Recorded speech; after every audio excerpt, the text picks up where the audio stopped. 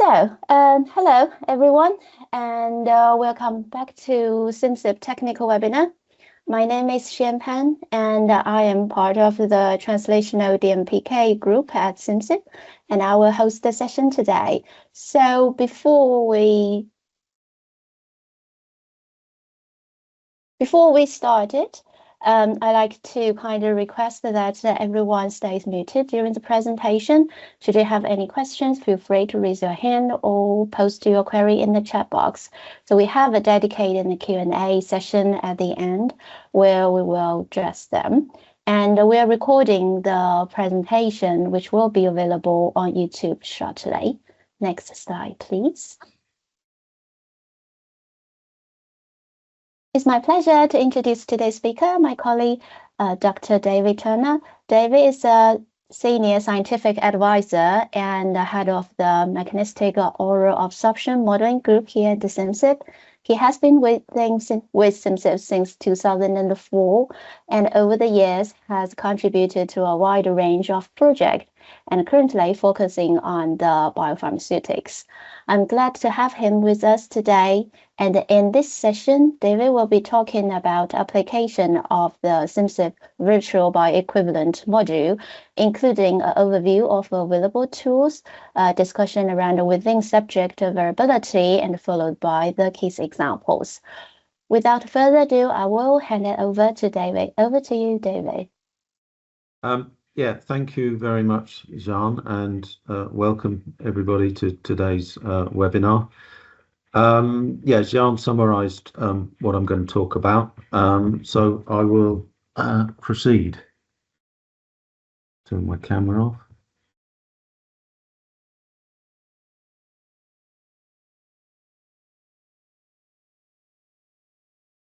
Need to get rid of the bar.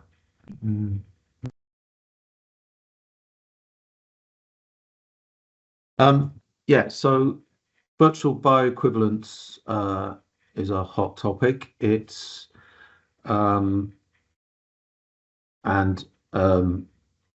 applications of this are well known. So, for example, virtual bioequivalence through PBPK modeling can be used to establish equivalence or lack of equivalence between formulations at different stages of development of the drug development process, either in early phase changes or late stage formulation changes such as scale up and post approval. The tools, the PBPK modeling tools, VBE tools, can be used to look at obviously healthy volunteers, but also compare the outcomes in various patient populations, including, of course, special populations such as pediatrics or for certain CYP enzymes where you have extensive metabolizers as a proportion of the population. And as most of the audience will know, there is a strong regulatory interest in VBE, particularly from the FDA, but not only. And they strongly encourage the use of virtual or alternative bioequivalence approaches, including, of course, VBE. And the other application, perhaps the most well known, is for generics companies looking to establish equivalence for their new product. So within Simcyp, we have a separate module for running virtual bioequivalence analyses, and I've shown you the top toolbar here, and with the icon through which you activate the module.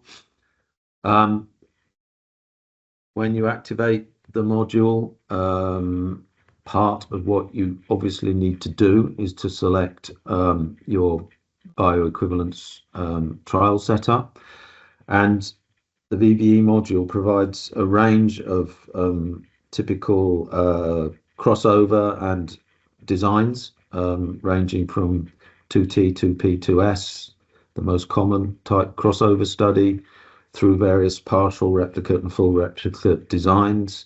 Parallel designs are also possible, and there are also these CQA safe space tools, which I'll come back to towards the end of the presentation. A quick reminder of what it is we're looking at when we're trying to assess bioequivalence. In the simplest case, and as I've indicated top right, we are looking at these standard 2T, 2P, 2S crossovers, and to keep things simple, this is what I'll be focusing on here.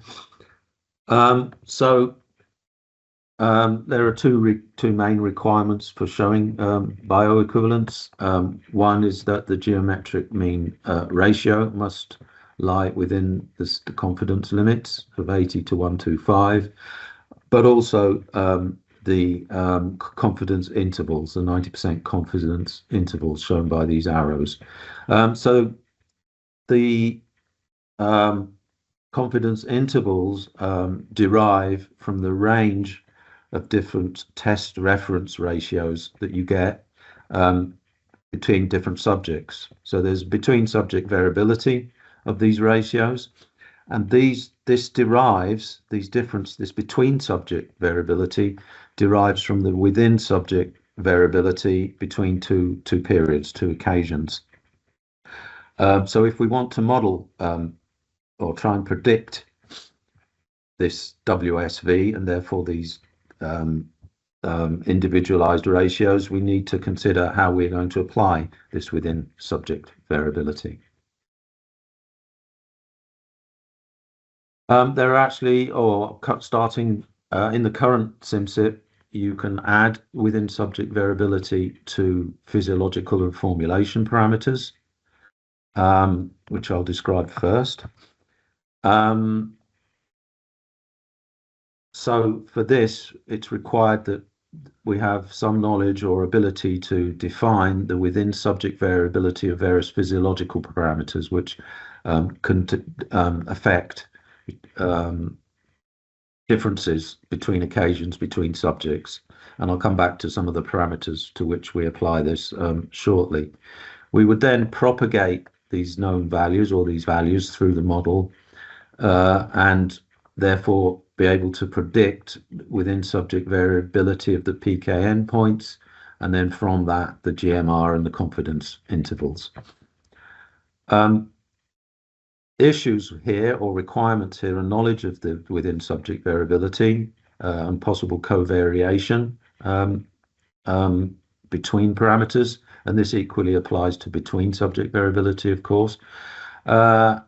And this knowledge is required for the relevant physiological parameters which affect, for example, the dissolution or solubilization or absorption rate of the drug. In addition to this, in order to account for this known or the physiological variability, we require models that are sensitive to physiological variability, and I'll come back to that shortly.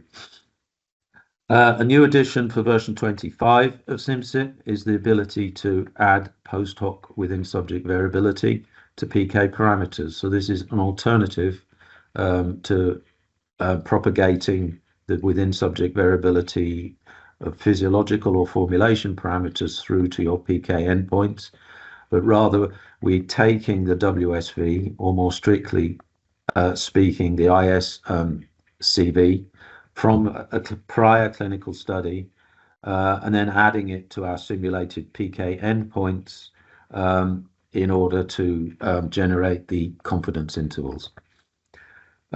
Some assumptions or issues here are firstly that such data are available from prior studies, perhaps with the reference compound and some other study.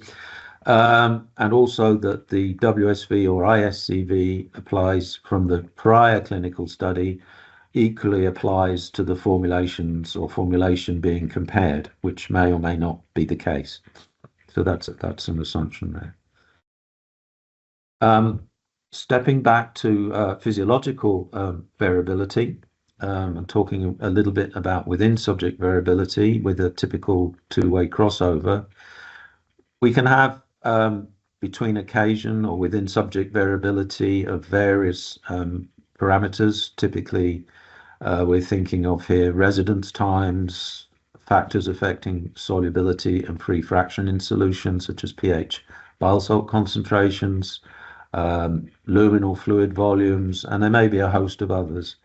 All of these things can be different on different occasions, and therefore, if we have a model that is sensitive to these differences, for example, for immediate release formulations, diffusion layer model has this formalism has sensitivity to these parameters and how they might change between occasion, between subjects, and also in different parts of the GI tract. So ideally, if we can describe our dissolution with an equation such as with a diffusion layer model, then we have probably the highest sensitivity currently that we can have to physiological variability. There are also alternatives such as a semi-mechanistic Z factor model, where if you've established a relationship between your Z factor and pH, you can then potentially obviously account for within subject variability of pH within this Z factor semi-mechanistic model. When it comes to direct input of dissolution profiles into the system, then we largely lose the sensitivity to many of the things I talked about for the diffusion layer model. Obviously, we don't lose factors such as transit times or residence times because they still apply. But for the formulation itself, we don't, or the dissolving drug itself, we don't have the sensitivities. We are able to add a CV to user input in vitro dissolution, but this means we can only recover the formulation part of the PK ISCV rather than the physiological side that I've discussed up here. So how do we add WSV within subject variability? We can add this in two places currently in Simcyp. The obvious place for the physiological parameters is the population. So if you select population, the one that you require, scroll down, click the icon, scroll down, there's a within subject variability tab, which when you click it, will bring up a screen like this. This is a small snapshot of the whole screen. And there's a list here of all the parameters, and I've just kept it to pH for this slide, but there are many other factors, as you'll see. And you can group select parameters such as pH. Group select here means select them all for all segments of the gut, or you can select them individually by right-click on the box and selecting within subject variability. So with this, you could, for example, just select stomach and duodenum for within subject variability and ignore the other parts of the GI tract, for example. So then once you've selected from the long list of parameters, of which I showed a truncated version on the previous screen, and you move to the trial design and the within subject variability parameters screen, any parameters you selected on the previous screen will populate this table that you can see here. And as you can see, I selected a range of different parameters, gut-related parameters, pH, basal fluid volumes, for which we have data for within subject variability, mean residence times for fluids in the small intestine and stomach, possible lag time, which may be relevant for your formulation, and male and female colon residence times. You can pick these up from using the segregated transit time model. So where we have, from literature meta-analyses, been able to extract the WSV, then we populate these screens. So we have the CVs, and you can see here for most of these parameters, we have a CV. Where you see either a 0% or 30%, that means we don't have the data from meta-analyses. And it therefore becomes up to the user to explore the possibilities for what the WSV might be, which is not a straightforward task, of course. So also here you will set or can set the upper and lower limits. So the mean value comes from the population screens, and we set upper and lower limits. So we apply a log normal distribution and then sample from that on the two different occasions for a two-way crossover, two-period crossover. So that sampling is done there in a similar way to as we do for between subject variability of these parameters. There are also tools to add WSV for formulation and also for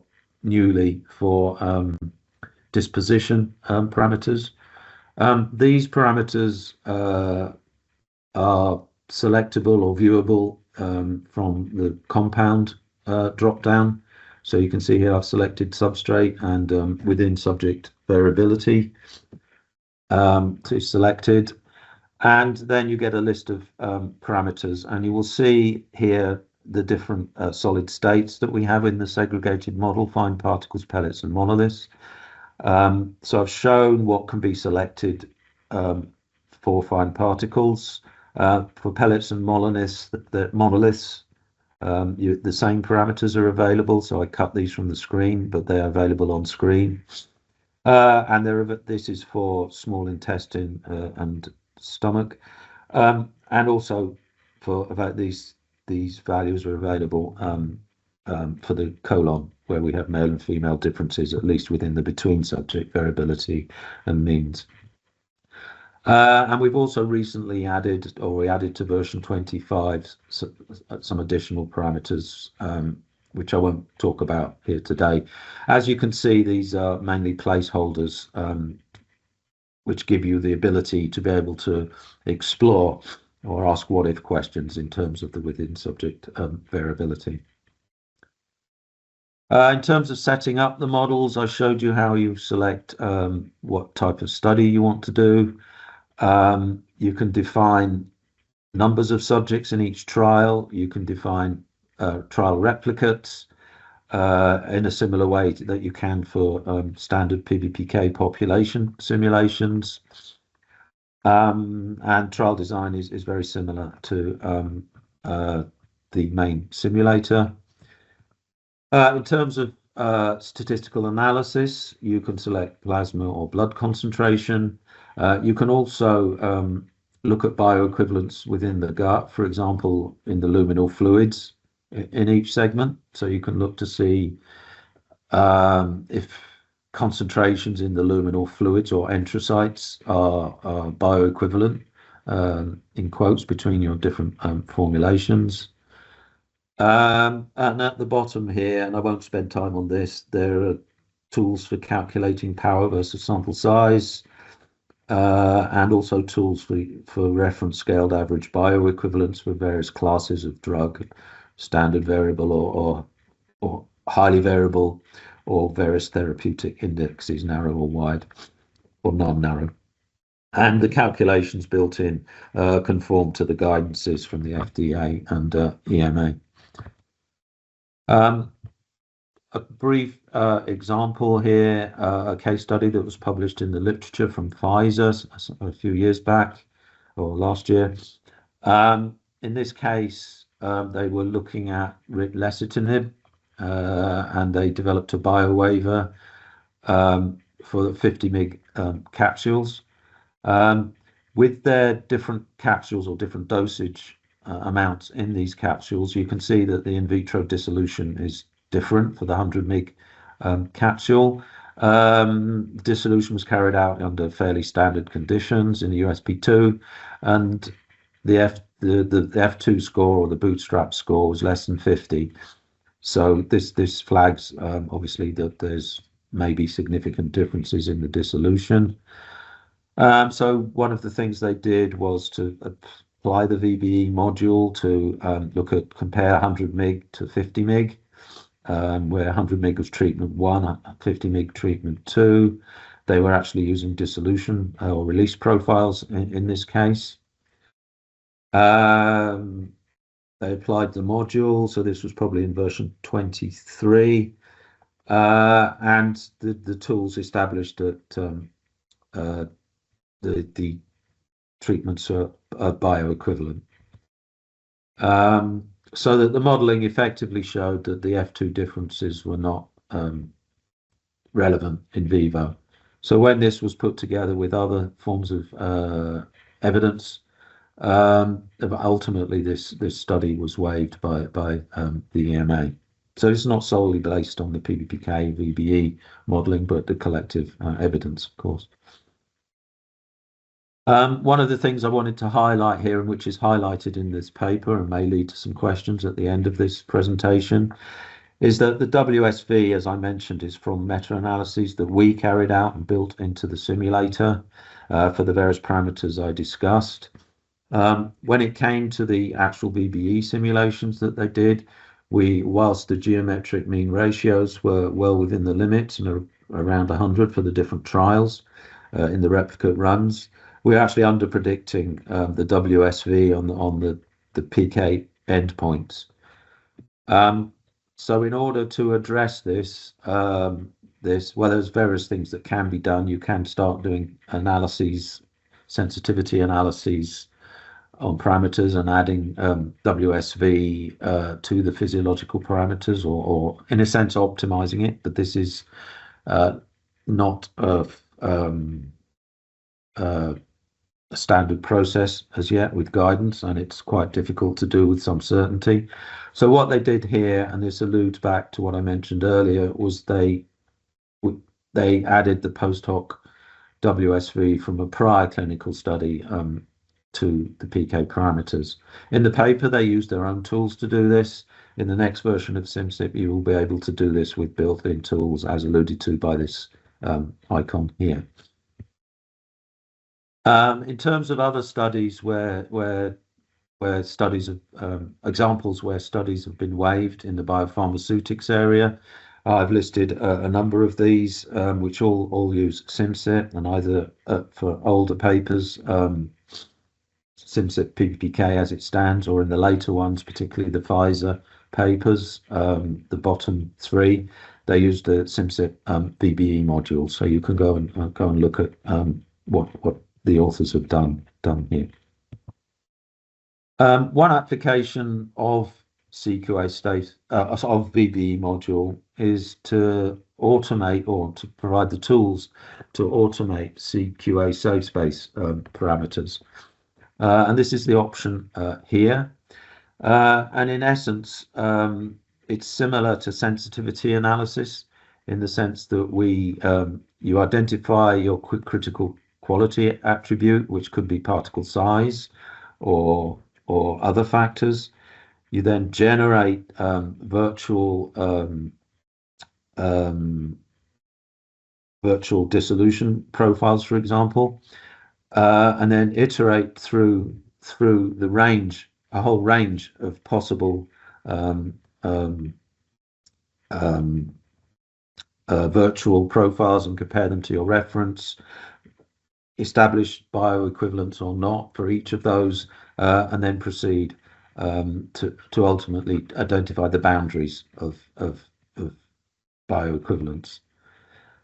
This is a quick list of the parameters available. So they include particle size, disintegration, Z factor, and various other parameters.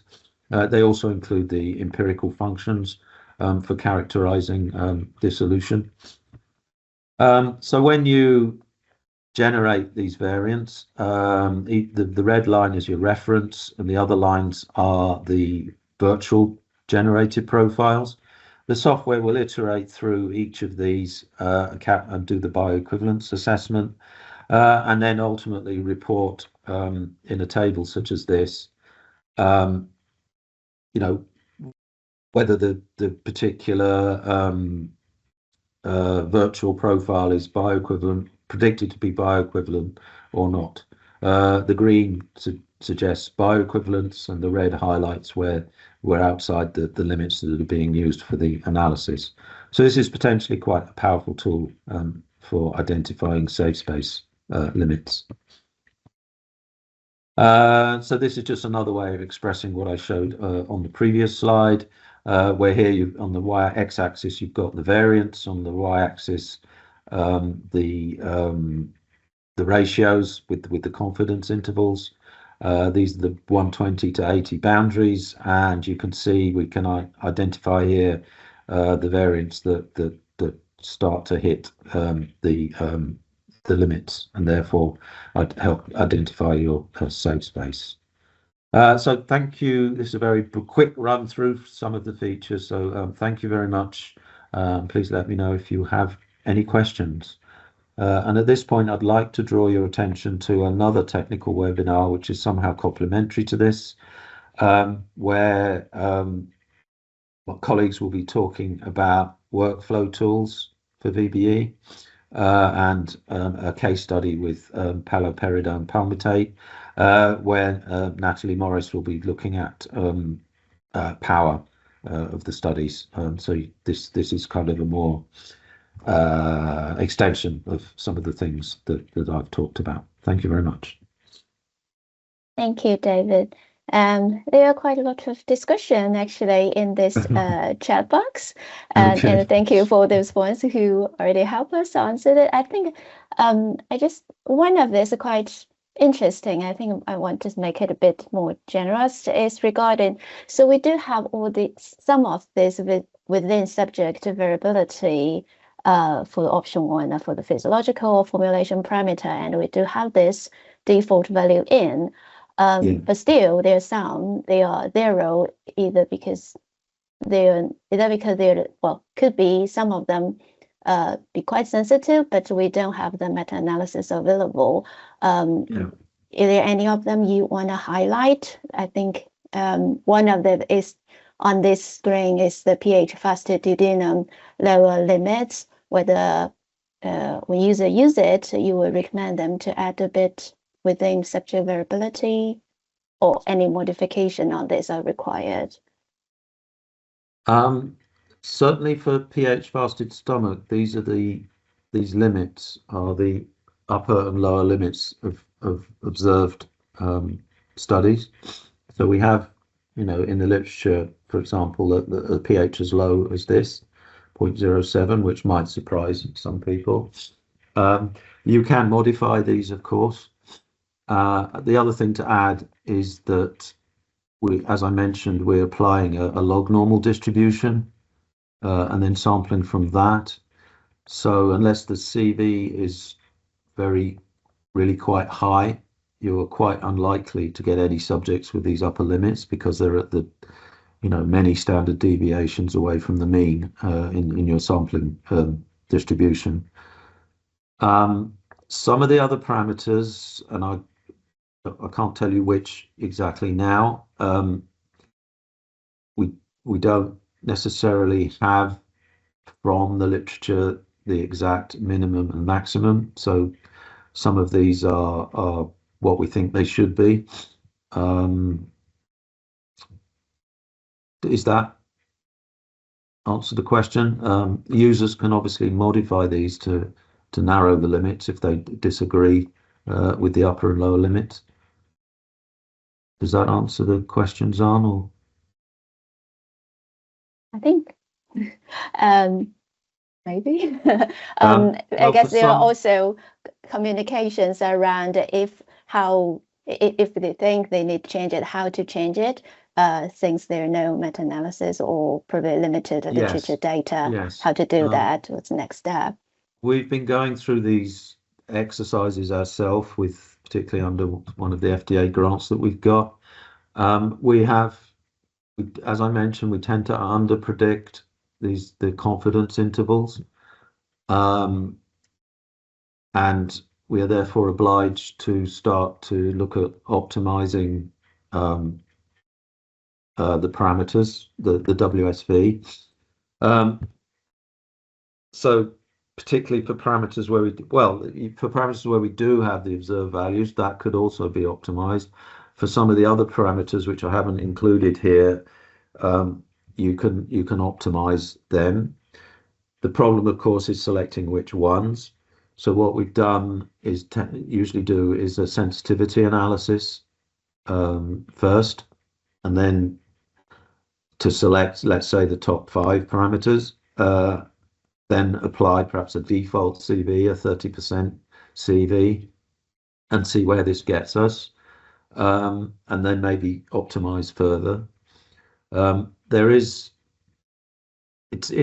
not a fully satisfactory process because firstly there's the identifiability of the parameter. Are we choosing the correct parameter?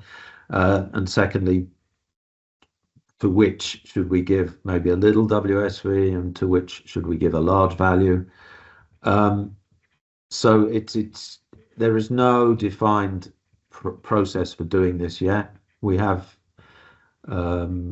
tried to define a workflow for this, which we'll present at some stage.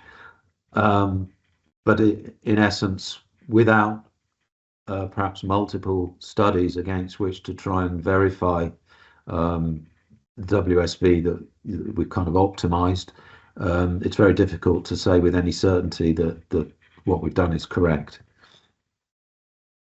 Thank you. I think that there is another question, could be related to what you're talking about, identifiability issues. Is there a need to consider the covariance of some of these parameters? Yes, that applies to standard Simcyp population simulations, as well as, of course, the VBE, where we're looking at the WSV. We actually lack it a lot, regardless of the VBE, also for the WSV. What we are doing is progressively building more mechanistic models. Some of you may be aware of, for example, the advanced dynamic bile salt model. This one, we're modeling the mass of bile salts in the gut in terms of secretion rates from the gallbladder and the liver. We then dilute those into the luminal fluids and calculate concentration.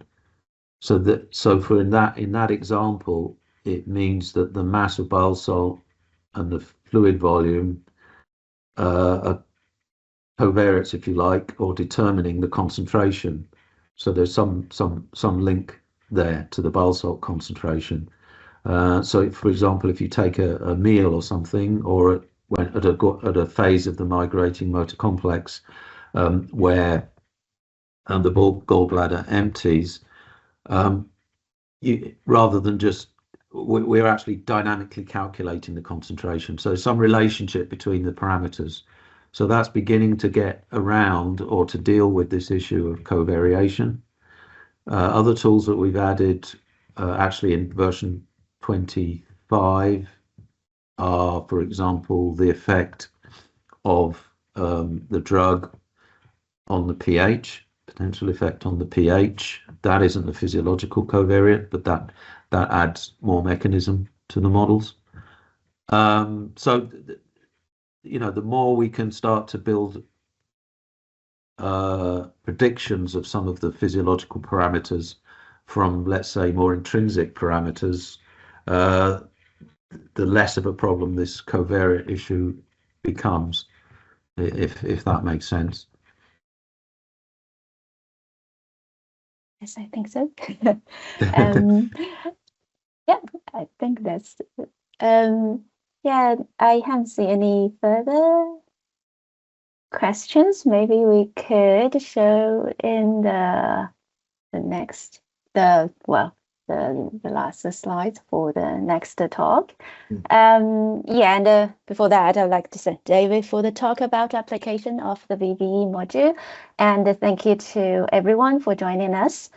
If you have any further questions, please don't hesitate to get in touch with us. So apart from the one that David already promoted, another VBE one. So the next one is actually about the inhalation PBPK module in the Simcyp. And we just held a scientific webinar basically on the application of this particular module a couple of days ago. And this upcoming session will shift the focus more on the technical aspect of the module setup. So if you're interested in it, please register through the members area. And once again, thank you for being with us today. We look forward to seeing you soon. Wish you all a lovely day and goodbye for now. Thank you. Thank you, everybody.